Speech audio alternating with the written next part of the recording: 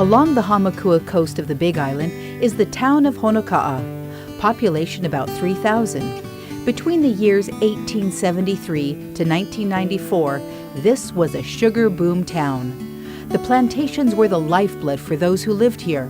Today the plantations are no more, but fond memories of that time period lives on in this museum. This is the Heritage Center Honokaa Museum at the North Hawaii Education and Research Center in downtown Honokaa. Here you'll find the sugar plantation years captured in historical photos and mementos.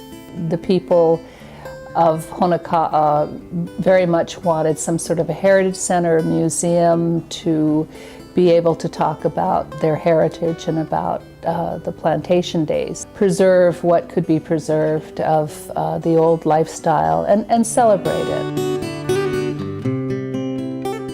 And so as you come into the gallery, we have the section I call Faces of the Plantation, and that shows the multicultural element. On the other wall we have sort of the process of how sugarcane is produced. When the plantation closed in 1994, it sort of pulled the rug out from everybody, and their identity was sort of like, okay, who am I now? And really overnight, practically, we went from a agricultural economy to the visitor industry, to a tourism economy. So as we go through the different ethnic groups, and we looked at the Chinese first, and a little bit about the secret society houses, and then we talk about the Puerto Ricans. In each of these cases, there was something going on at home. So in the case of the Chinese, there was the Taiping Rebellion. Puerto Ricans went through two really devastating back-to-back hurricanes and were literally starving. Probably out of all the groups that we look at, this is the one that perhaps some people involuntarily came to Hawaii. We have a Filipino section, the Filipino being the last major group to come to Hawaii. The Filipinos were also very active in the ILWU, the union, and so we have a section that talks about workers' rights.